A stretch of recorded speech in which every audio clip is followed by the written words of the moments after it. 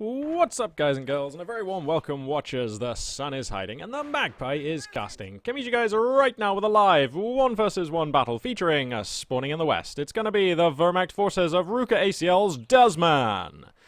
And spawning in the east, it's going to be the American forces of Spander. The map, of course, is going to be CoH2 Farm, as I'm sure you could all tell by now. This still, I have to say, one of my favourite maps in the game. I reckon I've probably played this map like over 400 times, something like that. Well, no, off the top of my head I couldn't tell you for sure, but it's got to be between 300 and 400 times. Maybe more? Maybe more. Don't know. Whatever. But it was my favourite map in the game when the game was released, and it's still definitely among my favourites. It's just a nice map. It's just a nice map.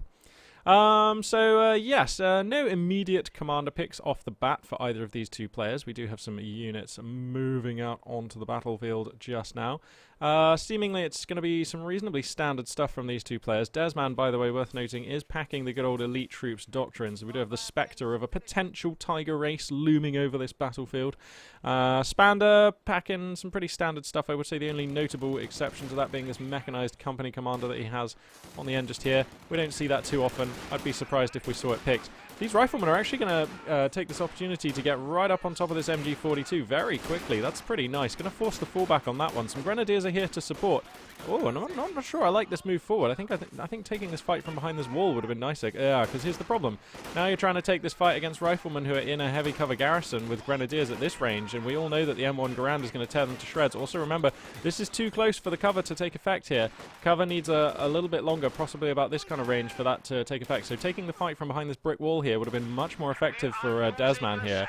Whoa, the riflemen actually going to chase deep. 3 members of the grenadier squad getting gunned down, and things going pretty badly for Desman off the bat here. But you know, these things happen. Sometimes these initial scuffles just totally don't go your way, and it's not really that big of a deal. You just have to accept your losses, reinforce your squads, and come back out and try again. To that end, we see Desman is going to pick a Wehrmacht sniper here. Very nice choice. Typically very effective against the American forces, who do have difficulty countering that sniper in the early game. They don't have access to a counter sniper or even an indirect fire piece or a machine gun or anything like that, which you can sometimes use to zone the sniper out a little bit. You're pretty much just relying on the strength of riflemen to try and get a sweet engagement where you catch that sniper off guard somehow. And, you know, that does happen, so... Anyway, 4 squads of riflemen going to be going up to here for Spander. Again, pretty standard stuff, the old 4 squads of riflemen. And then I imagine just after that we'll see a choice of either lieutenant or captain, whatever Spander's feeling in the mood for. What I really like these days is that I can never actually tell whether it's going to be lieutenant or captain, unless it's a player who I know particularly well or a map that looks pretty good. Really well balanced are the lieutenant and captain these days. I mean, the lieutenant gives you access to that utility car, which lets you put mines down. It gives you a Zook. It's pretty good for chasing down snipers. That's just a fantastic unit. The MHB 50 cal is a unit that I think we ought to see more, and in my opinion, it needs a bit of a buff, I'll be honest. But it is still very useful having a machine gun on the field as the American forces, and it is a powerful machine gun. You know, it does do some good damage. Yes, the captain, you know, wait, did I miss a unit from the lieutenant there? I feel like I didn't go over one of the lieutenant units. Oh, of course, yeah, the half-track. How could I forget that? Yeah, the AA half-track, just a supremely powerful piece, but a bit of a gambit. So, appeals to the riskier players out there, perhaps.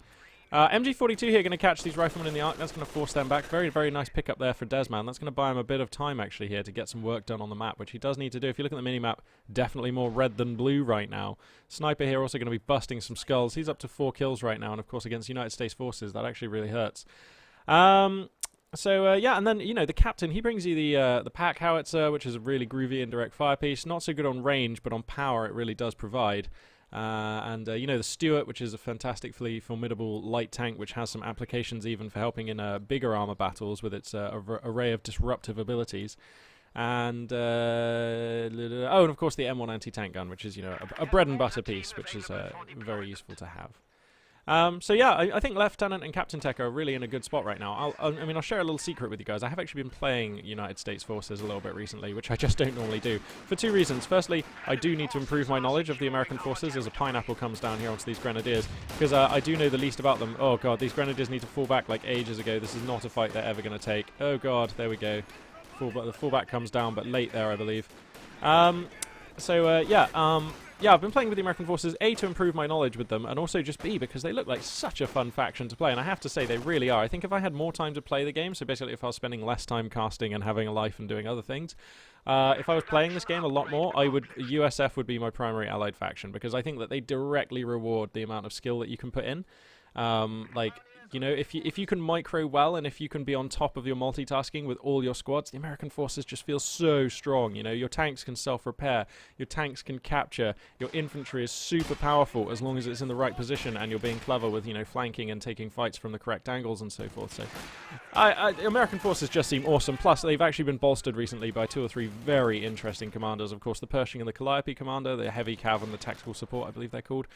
Both absolutely just fruity, I guess, just allowing you to use a different range of tactics and stuff. So, I don't know, I like where the USF are in the game right now. They feel like almost one of the most well-balanced factions, and it's cool. It's just really cool. Yep, let's see now. I'm going to curtail my my random talks now, and let's actually focus a little bit more on this battle here. We've got a GR-34 coming onto the field right now for RUKAclDezman, and again, I like this choice. He's going to set it up in what is pretty much the de facto standard position, actually normally just behind this building. 4 Wehrmacht players on this map. The MG42 is going to fall back right now, and what I imagine we'll see Desmond do is put that MG42 in this building, maybe the church if he gets lucky, and use the mortar there to anchor a hard point in mid.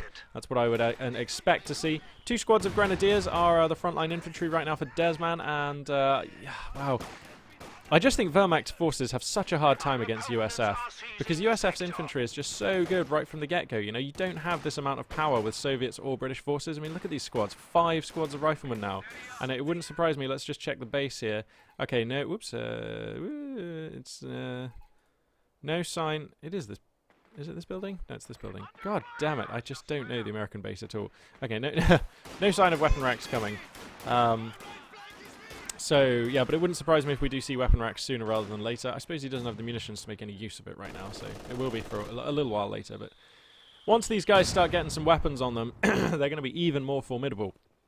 And when you think about it, like, in terms of units that can actually stand up to these riflemen, it's really just the 2 grenadiers and the MG. If any of these other units get caught by the riflemen, they pretty much have to run. I suppose there is a flamer on the pioneers, so they can stay and fight.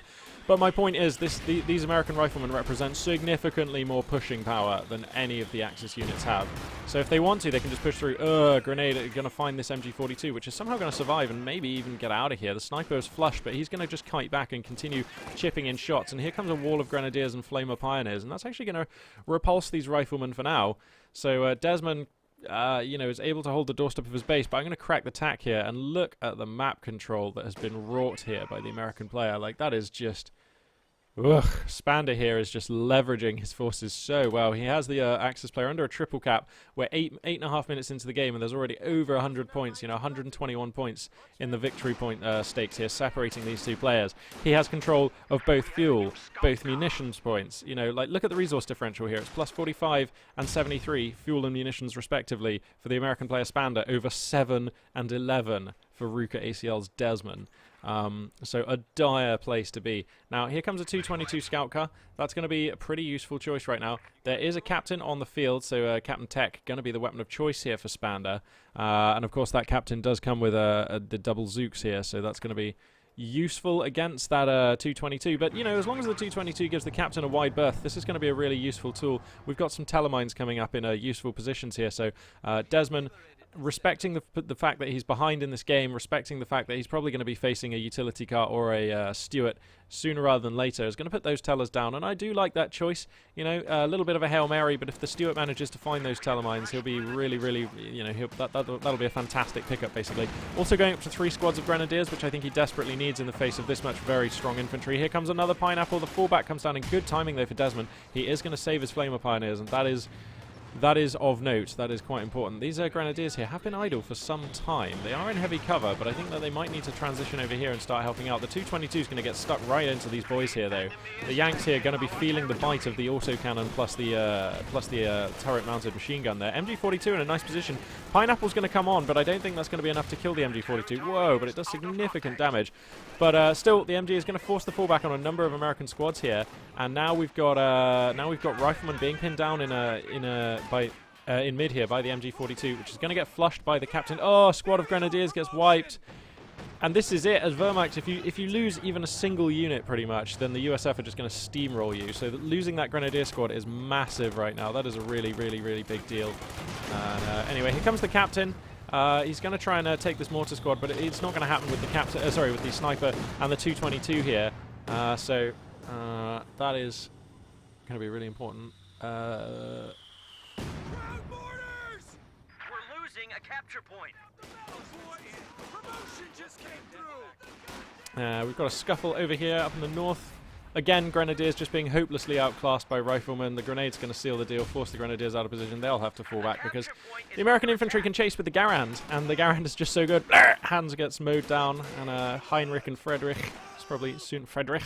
Wow, that was a bit of an overkill on the pronunciation there. But yeah, they're going to have to fall back here. They're going to get out of there, or shortly follow their friends into the afterlife. Ambulance, of course, has been out for some time now, and that is providing all the heals in the American base. Pretty standard stuff. There's a major reporting for action. And Major Tech, wow, you just heard the announcer announce there. Major Tech has already finished here for the American player as I take a sip on my drink. Welcome to the Death Factory, boys. And things coming together for Spander. So I mean, this is obviously an artifact of the fact that he's had so much superior fuel income this game. You know, he's all the way up on Major Tech already. And RUKAclDezman actually making a clever decision here, recognizing that he's quite far behind in this game. He's going to go ahead and choose Elite Troops Doctrine. He's also going to head and deploy? Destroy, lol. He's going to deploy some stormtroopers out to grab the cutoff point, so that's pretty important, although actually the American player is not cut off, such as his map control. If you look at the mini-map here, he's still able to get resources through here.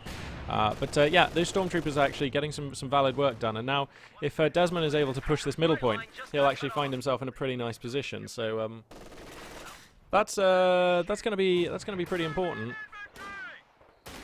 And I mean, this Elite Troops Doctrine pick here is very smart because Elite Troops is like the I am playing from behind commander.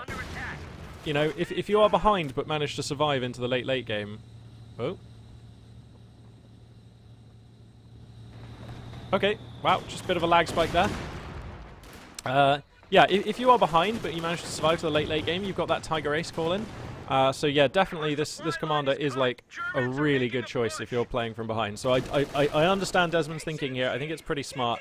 These stormtroopers as well are gonna help actually provide some extra game against these American forces. Remember though, they do have to purchase their STG 44s for quite an expensive cost. And right now, actually, Desmond just doesn't have the munitions. So we're not going to see a Shrek or STG 44s on these guys anytime soon. And I think he really needs the STGs. I mean, having said that though, he needs a pack gun and he needs STGs on these guys. Does he? Let's just check the tech here for the Access player. So yeah, he does have Battle Phase 1. The Like the Mechanized Company has been established. So the pack gun is an option, and I think he needs that, and I think he needs the STGs on these Stormtroopers. Oh no, the Stormtroopers are getting caught in negative cover here. That's just grimy. He's going to have to fall them back. I don't know why he's standing here trading. He's just feeding veterancy. Oh god, is that a pineapple? Wow, grimy. So yeah, there go the Stormtroopers. This 222, though, has been a worthy addition. Only 5 kills, but 1.5 stars of veterancy. That's been looking quite good. Captain here actually in a spotted ball. They're being pursued by Grenadiers here, looking for the wipe. They're not going to get it, but the fact that they were close is interesting. MG42 in a pretty sweet position in mid. He doesn't want to risk going into the building because it's just too wounded. And he has actually managed to stabilize somewhat. Grabbing the middle VP is going to help him stymie this flow of victory points that he's losing. Just bear with me a second, hang on. Tank support is here. Sherman ready. Sorry, I've got the window open here and it's just getting a little bit cold, so I'm just going to grab a shirt and put that one on. So, here comes another squad of riflemen, and we have a Sherman on the field, actually. Wow, so you can see the Sherman advancing into mid on the minimap. These Grenadiers are going to be forced back, and this Sherman is going to hit like a sledgehammer here. There's no pack gun. In fact, there's nothing to deal with this Sherman. There's just Fausts, and that ain't going to be enough, and he barely has the munitions to use a Faust anyway. I mean, he can use one Faust, but that's it. Oh god, and the Sherman's on HE rounds, which is just like utterly grimy. Gonna start taking names, kicking ass, chewing bubblegum. Not necessarily in that order. And, wow. I mean, this Sherman probably could seal the deal, actually. The 222 is going to reveal itself, and the Sherman will snap that one up. Here we go. Could see an anti-tank rifle grenade come off these grenadiers. Actually, not these riflemen not going to be forthcoming, actually. And the smoke going to be popped. Wow. Got to be careful with that munition spending when you haven't got any munitions there, Desmond. But, yeah, he needs a pack gun. Like, he desperately needs... In fact, I'm amazed he doesn't have one, actually, because he knows he's been so far behind on fuel. Oh, these telemines, actually. The 222 there being a bit of a bait, I see. But the American player either suspects or just is going to just reroute this Sherman to deal with something else. So, yeah, the Grenadiers anticipate that the Sherman is going to come and chase them. They're going to get the fallback in good order. But the Sherman's actually going to be able to disrupt a significant number of models off that squad. Although he's not actually seemingly going to get that much damage. Never underestimate these HE shells, though. There you go, just going to get one. A capture point is under attack. 222 is being repaired here, so that's nice. And, you know, credit where credit's due, Desmond here is actually putting up something of a fight. He is actually branching squads out all around the map and capturing the all-important victory points where he can. Just trying to buy time, really. He knows if he buys enough time, he's going to have that Tiger Ace. He has revealed Stormtroopers, so I imagine that Spander is fully aware that this Tiger Ace is coming, but I don't suppose he's that worried. He's at 500 tickets, over 160 now. And this has just been a game all about American domination so far. It's been a very impressive game from Spander. Like, right from the get-go, like the initial scuffles around the map just went into Spander's favor. And there's not a lot Desmond can do here. I mean, the pack gun's coming. The pack gun is coming. And that's going to enable him to maybe have a go at this Sherman. The Sherman finds the Grenadiers in the south. That will be a squad wipe for sure. Oh! Oh my goodness, how is this Grenadier surviving this at all? Here comes the HE round. Yeah, there we go. Wow. Yeah, Americans get some really good units, it turns out. I mean, so do the Wehrmacht. Everyone gets really good units, actually. That's why I like this game. Like, every single unit in the game feels OP when, like, deployed correctly and, like, used efficiently. So it's pretty cool. I do like that about this game. Actually, you know what? The army sizes are not that different, actually. 51 for Desmond, 55 for Spander. Pack gun actually manages to pick up... Oh, find the Sherman here. So it's going to get, like, 1, maybe 2 hits in. Just the one. The enemy is overrunning one of our capture points. I'm thinking about this right now. My mind is whirring away, trying to see if we can find, like, some kind of line where Desmond can get back into this game. Because, I mean... The sad truth is, he's on the brink of stabilizing now. He is just on the brink of stabilizing. Let's crack the tack. See, he's just pushing out with a decent army now. The pack gun actually makes this army respectable. Uh-oh. Is that Sherman going to come in and catch the pack? If he loses this pack, it's over. But with the pack, he's actually okay. So if he somehow manages to stabilize here, he will be okay. It's just, like, the question is, has enough damage been dealt in the first, like, 15 minutes of this game that there's just no hope for Desmond to come back? I don't know. He's on 150 tickets and he's frantically capping or trying to cap VPs around the map. This 222, by the way, still alive. Only 6 kills, but a lot of damage dealt. As I take a sip on my drink here.